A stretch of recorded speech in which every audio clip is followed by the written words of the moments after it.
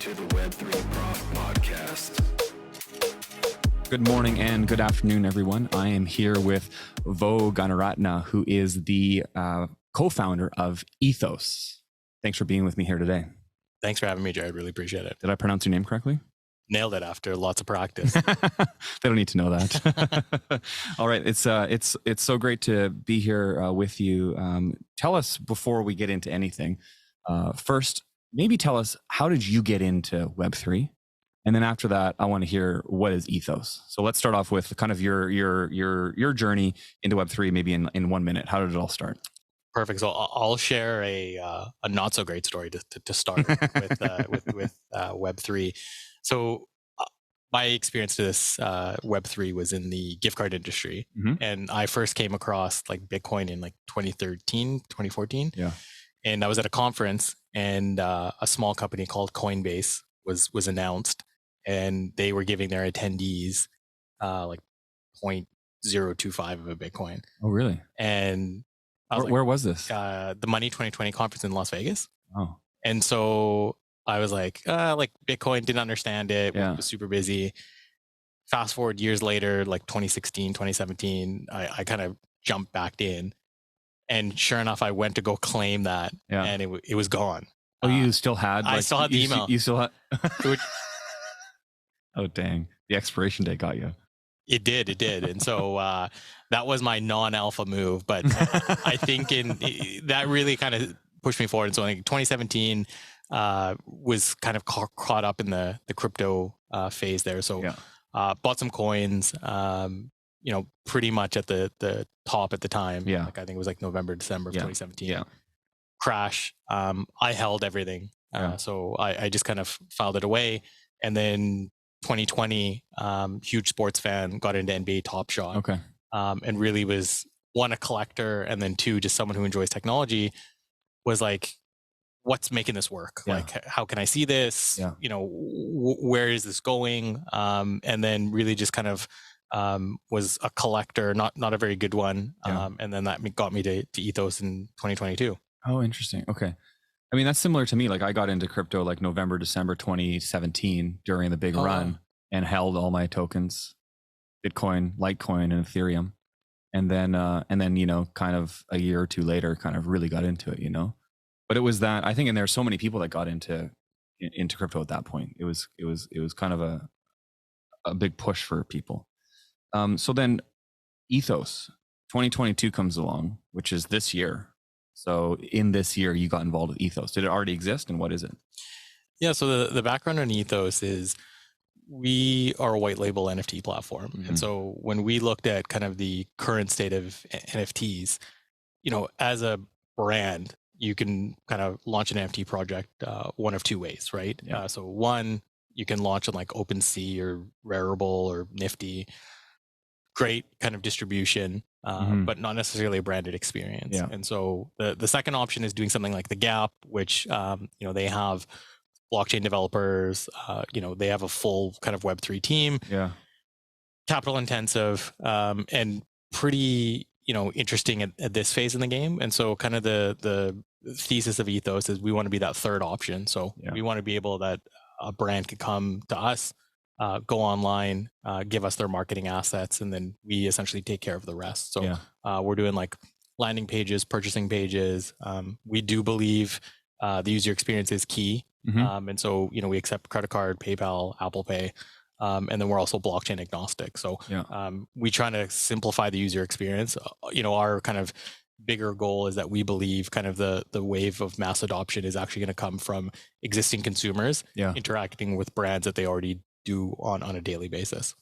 So if let's say, I don't know, I'm Arc'teryx or I'm Herschel, and I want to launch an NFT project, you guys will build me like arc'teryx.com/NFT, and people will be able to go there, buy the Arc'teryx NFT, and pay with a credit card. So where is my NFT held? So is there some type of wallet that you guys have created? And who holds the keys to that wallet, if especially in relation to me paying with a credit card? How does that process work? Yeah, so great question. So as far as kind of the flow goes, Ethos is holding the NFT until the user claims it. So from a user experience perspective, Jared, crypto enthusiast, has a wallet. You purchase that NFT on Arteryx or Herschel. You just take your NFT and you transfer it out to your MetaMask wallet. My mom or dad, not familiar with it, just got into e-commerce. They purchase an NFT that's in an Ethos account. So we're essentially the custodian. Yeah. And then whenever they want or whenever they have the need to kind of claim that NFT, or if they want to sell it, trade it, whatever they can, they then will take that using kind of a crypto wallet. But we're essentially kind of holding it until the consumer wants to take it out. Okay. So, and if, are you asking Arteryx to decide on a blockchain to create their project so that they can then allow that to be sent to MetaMask or Phantom or whichever? Is that a decision that they have to make? So it's one we make kind of in concert with our partners. So, different brands have different objectives. Obviously the environment is super important, right? So kind of pre-merge, we had a lot of customers wanting to go do like Flow or Solana or Polygon. So it's something that will work with them and maybe guide them, to a blockchain. Again, we're agnostic. So if someone comes off the street and says, hey, I want to be launching on Solana because we've got a relationship, we've got Phantom wallets, we're ready to go, we fully support that. Okay, interesting. So you guys have the technology to support all blockchains. So, right now we're kind of at the what I'll call like the big three, which is Flow, Ethereum, and Polygon, and then we're going to add Solana pretty shortly. Things like Tezos are pretty interesting. So we're kind of waiting for like the blockchain wars to peter out because there's so many that are out there, and so whoever wins out or whoever has that mass scale, we can kind of push the brand there. Yeah. Okay, that's interesting. And there are so many blockchains, right? Like Aptos is like launched now, and their token launches I think tomorrow, and it's like wow. what is this is just another one on the list of things for us to understand and get our minds around, right? Okay, so let's get into some of these topics. So first, I'd like you to explain in your words what is Web3. So like when your parents say like, oh, what do you do for work again? And you're like, oh, I work in Web3. Like, how do you explain Web3 to someone like maybe your parents? So I'll be completely honest, I'm still fighting that battle. Months in, they still don't understand it. Yeah. It was funny because when kind of the crypto crashes were occurring, like my sister told my mom, she goes, price of Bitcoin's down, you should check on Vohara. And I was like, they're not correlated. But anyway, to kind of answer your question, so Web3 is what I would call like an umbrella term for kind of like decentralized technology, right? So that includes NFTs, that's crypto, that's DeFi, that's everything kind of blockchain associated with. One of the kind of explanations I like to use is, if you look at kind of Web 1, which is kind of the early days of the internet, right? Strictly kind of read only, right? So, the internet was more educational in purpose. It was more like government, files, information is stored, you read it. Web 2, the kind of common read write. So now you had social media, you had applications out there that allowed you to kind of put out your own user generated content. And then Web 3, read write own, which is kind of everything with the blockchain, where now you own that asset. It's yours to keep. You hold that, and you can kind of do whatever you want with it. That's great. Okay, that's super helpful. So, I mean, and I think that's a fairly common description of what Web3 is, like read, write, and own.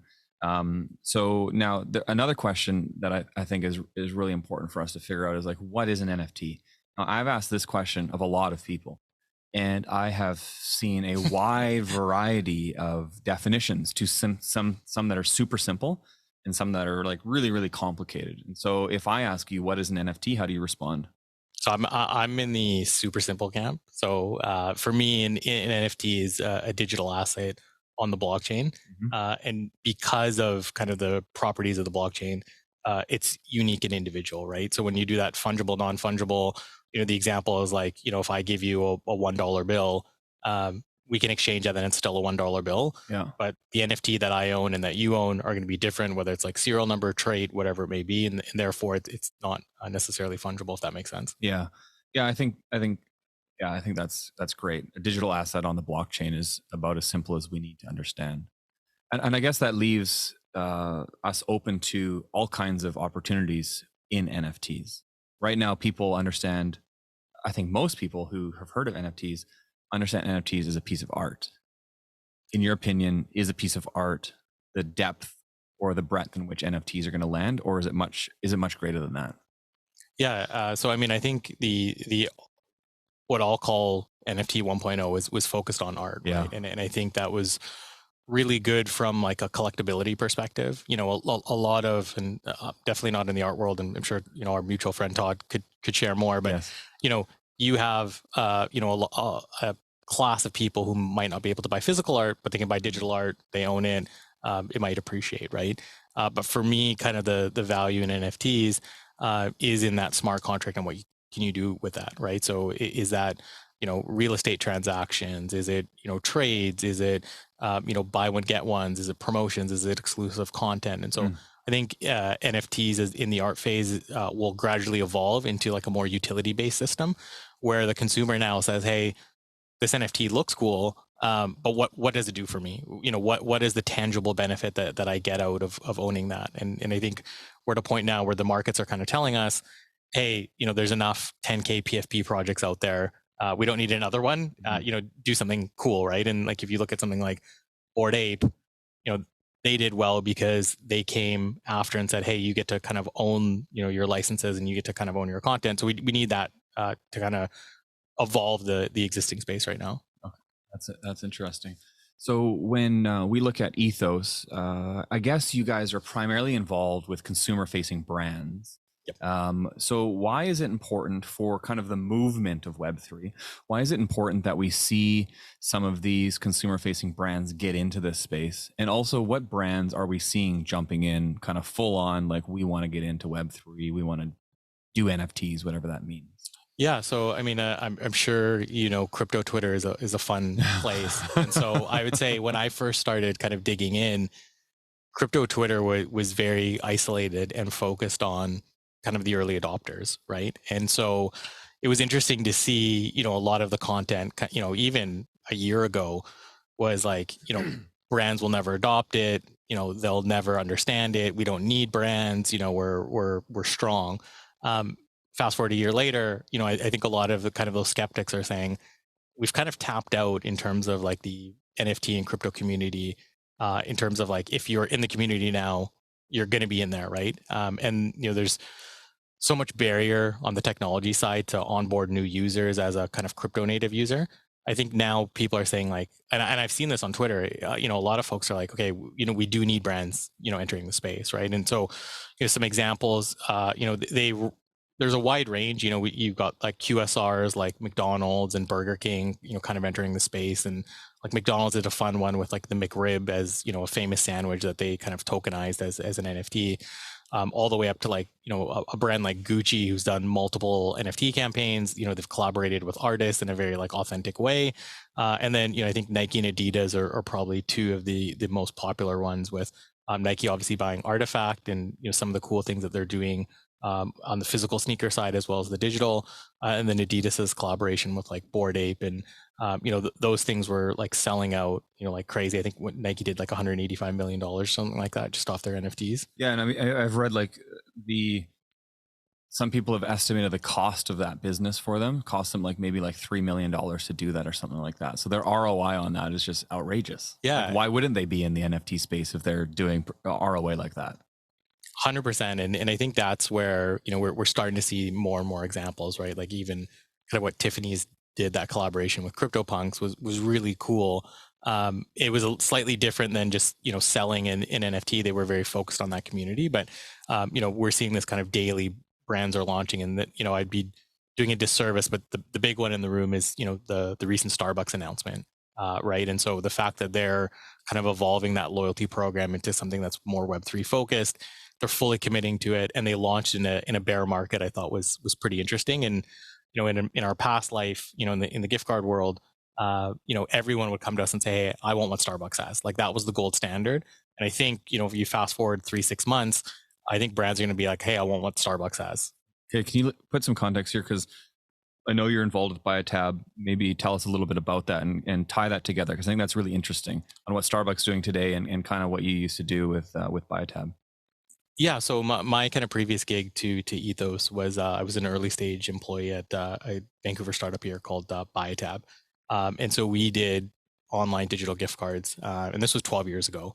And so we would go to brands and say, hey, you're selling your gift cards in store or through like a third party, like a Safeways or a Whole Foods or whatnot. You should be selling it online into your website. And this was, e-commerce really had its kind of like good inflection point with COVID. So you can imagine 12 years ago, people are like, I don't get enough traffic. Why would I kind of do that? And, Starbucks is, it's gift and loyalty. And, once, I think we all have a Starbucks card, whether it's physical or digital. Once that kind of experience of, hey, it's mobile first, I come in, I'm accruing rewards for that. Brands were like basically eating it up like wildfire. Like they would literally just call us and say, we want exactly what they have. And there's obviously some nuance there. But I think, Starbucks like entering is an important point in history for mainstream adoption, because I think, they're basically a massive bank with hundreds of millions of customers. Imagine all of those people get NFTs now, right? So then why is it that it still seems like nobody knows what NFTs are, and it still seems like nobody has any understanding of what this is? And also, if they do know of it or they've heard of it, they think it's kind of a scam, or they think it's not legitimate, or that it's a passing fad. But you just rattled off like some of the biggest brands in the world are jumping into this full on, like Nike and Adidas and Balenciaga and Prada and Gucci. And I mean, the list is like huge, McDonald's and like, but still the common person on the street has no idea what's going on. Yeah. So, I mean, I think it's interesting that, and maybe I'll ask this to you, I think crypto has a bit of a marketing problem, which is it's marketed towards like the complex person, right? And so it's non-fungible tokens, it's, hashes and transactions and kind of all these complicated terms where really the end consumer wants to make this experience super easy, right? Yeah. And so, that's kind of one of the things that we're trying to do at Ethos is like, how do we simplify the process to make it as easy as possible for, the person walking down the street to go and buy. And I think eventually we'll get to the point where people are buying NFTs and they're not even calling them NFTs. It's like, hey, this is my, digital card, my digital item, whatever it may be.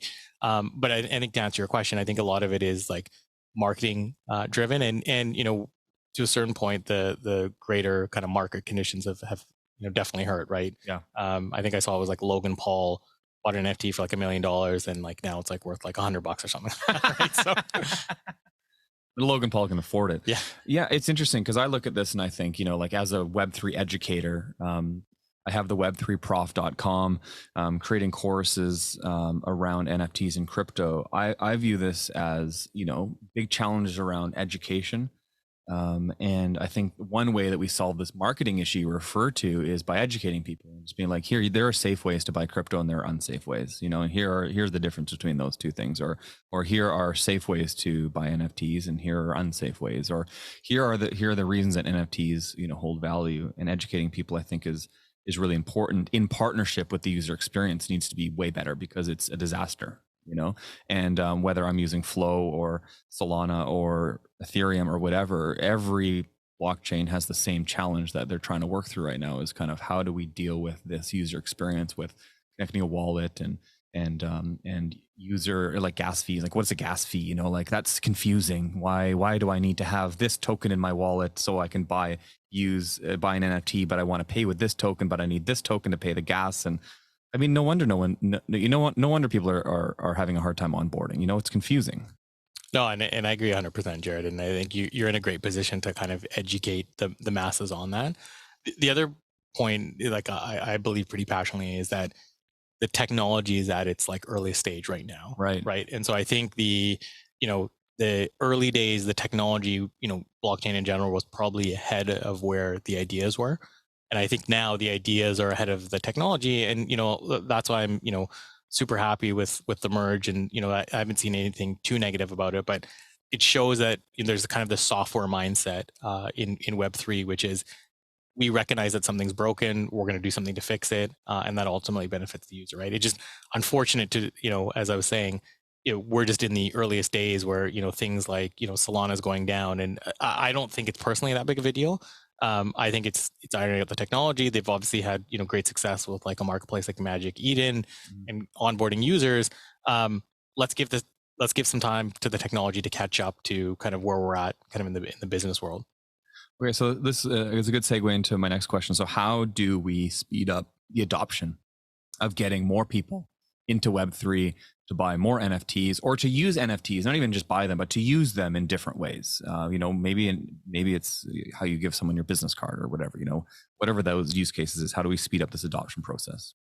Yeah, I mean, I think part of it's going to be, at the wallet level, right? So whether that's, Phantom or Rainbow or MetaMask, I think that they've got to make that process easier. I think having, like I know when I sign up for new wallets, it still kind of creeps me out in terms of like the seed phrases, and it's like do not lose these, and you've got a safety deposit box inside of a safety deposit box to make sure that you're keeping it safe, right? So I think part of it is going to be kind of on the wallet providers to make that experience easier. I mean, one of the things we focus on Ethos is the storage ability, right? So we have an integration to Apple Wallet and soon to be Google Wallet, where now you can display your NFT as a pass, so like your boarding pass. Oh, cool. Yeah. So and one of the reasons we did it was, you have this NFT, in kind of the MetaMask world, you've got to go in. Sometimes it displays, sometimes it doesn't. Yeah. So it's like, why not just have it in a format that people are used to, which is like your boarding pass, or what I was saying earlier with your Starbucks card, right? So part of it is going to be also the storage, and then also if we go down even a step deeper, it's going to be the retailer kind of point of sale side. So now Vohara as a consumer comes in, I can show my wallet, it scans, and that process is super seamless, right? And so we'll get there. There's kind of a lot of kind of cool technologies and companies that are out there that I think will help. But it's something, as you rightfully said, we've got to make it easier, or else we're not going to kind of achieve that critical success. Yeah, I think maybe 6 months ago or earlier this year, Phantom released kind of their wallet app, and I primarily use Solana, and it was great because NFTs display really well in Phantom Wallet. They're always there. You can see them. It's super easy to find them, and it's an excellent experience. And when I use my MetaMask wallet, like half the time I don't know what's going on. Like sometimes they're there, I don't know where they went. You have all these different wallets within your Phantom wallet, these sub wallets that you're trying to work out, and it's challenging. With Flow, it's like I use the Flow wallet. Well, it's just they don't have an app, so I got to like go into my browser and look at my NFT that way. So the experience is kind of subpar in this. If I want to show someone my NFT, which is not really the reason I have it, but sometimes I'd like to show people that I have an NFT, but sometimes it's hard to do. So I'm curious to get your thoughts. So what do you think of kind of Meta's announcement and Twitter's announcement with the NFTs being used as profile picture? Because to your point, maybe you don't have a wallet, but if your Instagram profile is verified, you can see that you own it. I think that's kind of some social proof there to be like, I own it, and it happens to be my display photo. Yeah, I think that's great. I think that there's a certain part of society that really wants to be able to kind of brag about their NFTs or show that they have verified NFTs. And I think the more and more Web 2 companies get involved with this and kind of make this Web 2.5 and allow kind of seamless adoption, I think is really helpful. I personally, like, my vision of what Web 3 is a much more decentralized world than that personally. But I think that's altruistic to think that we're going to just jump into that. It's just too confusing and too challenging for most people. And so I think these kind of announcements are helpful for people to get on board. What do you think? Yeah, I mean, I think I joke kind of with our team. I say like we're a Web 2.5 company, right? Which is we're kind of that on ramp for a Web 2 brand to enter Web 3. Yeah. And I think to your point, if Web 3 is the goal, which is full decentralization, you're not going to go from fully central to fully decentral without some sort of like a hybrid model, right? Or yeah, like you can't go from like Mark Zuckerberg controlling most of my world to being fully decentralized. It's such a big jump, right? Yeah. We need a bit of a stepping stone, maybe. 100% agree, and that's well said in terms of kind of like just putting that tangibly out there for the world. Okay, one last question for you.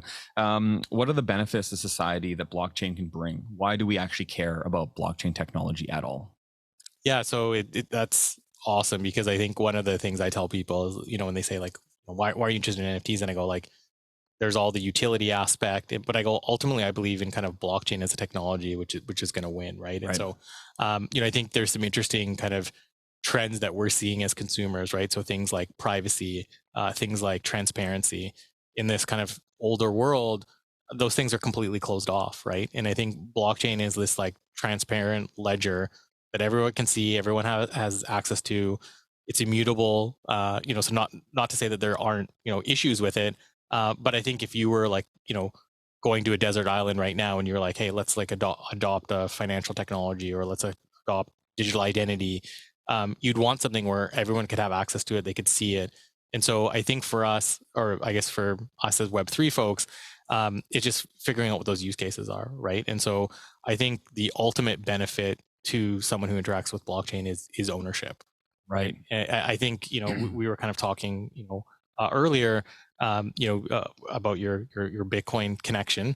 And so, if there's an opportunity where you own that asset, it's in your wallet, nothing in the greater world, whether it's a natural disaster, a government incident, a bank closing down, can affect that, right? Yeah. And, even when you are depositing kind of money into the bank, it kind of goes away. It's not really your money, or they're, farming it out to like bonds or yields or kind of whatever they're doing. So I think the fact that blockchain is so transparent, and I think also the ability to transact on it is pretty interesting. So, whether that's a real estate transaction, whether it's a secondary NFT transaction, having the ability for kind of removing the intermediaries. If you look at something like, like real estate, right? Do you need to have, two real estate agents, on that transaction? Could you not just agree to terms, transfer the deed? Could it all be on the blockchain? I think we're still a little bit away, but I think kind of ownership and kind of transparency are probably my two favorite points. What about you? I mean, no, I totally agree. I think that like, if we have this, your example with the bank is interesting, because like just recently Kanye West got kicked out of his own bank. It's kind of crazy. Like, it's weird to think that could happen or would happen, and why would that happen? And so it makes me think like how important holding your own keys are, and having and removing kind of the intermediaries to stop those types of things from happening. And it is a bit of a double-edged sword, but we see maybe authorities kicking certain people off of Twitter or Facebook or wherever, but allowing other people to stay who may be equally as bad, and who makes these decisions. So I'm a proponent of any type of decentralization and disintermediation. I think immutability is really important, and transparency. All these buzzwords we throw around in the world of Web3 are important. We're doing the Web3 drinking bingo. Hitting all the buzzwords. Which one can you? Which one? Yeah, exactly. How many of these words can you say? And then how can you actually define them as well? So, okay, this is great. I think this has been a really great conversation. It was super helpful for me to get your perspective and also understand more of what Ethos is doing, which I think is really great. So, Vo, I appreciate your time, and it's been great chatting with you. Thanks so much. I appreciate it. Okay, thanks, man.